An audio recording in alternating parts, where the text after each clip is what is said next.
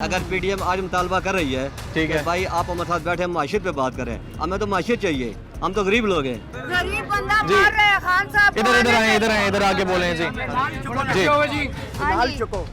खान साहब को आना चाहिए। क्यों आना चाहिए खाला? गरीब लोग ना तो कोई सब्जी खा सकते हैं, ना दाल खा सकते हैं, ना घी खा सकते हैं। जो दिन को मजदूरी करता है शाम को वो आटा लेके जाए, बिल जमा कराए, गैस का, बच्चों की फीस दे। आप चाहती हैं मईशत बेहतर हो ना? मैं चाहती हूँ हमारा खान साहब आए, हम लोग खाना खाने के काबिल हो जाएं। ठीक है, तो आपको ये लगता है कि खान साहब आएंगे तो हालात बेहतर हो जाएंगे, मईशत बेहतर हो जाएंगे। ठीक है, आप लोग खाने के काबिल हो जाएंगे। की हुकूमत में गरीब लोग तो मार रहे हैं, समझ आ गई है, हम लोग मार रहे हैं। जो लोग बड़े बड़े बिजनेस कर रहे हैं उनको तो कोई परवाह नहीं है गरीब लोगों की। भी तो आप खराब होगी ना। बड़े बड़े बंगलों में, बड़ी बड़ी गाड़ियों में घूम रहे हैं, गरीब लोग रश्के का किराया भी नहीं दे सकते। ठीक है, ठीक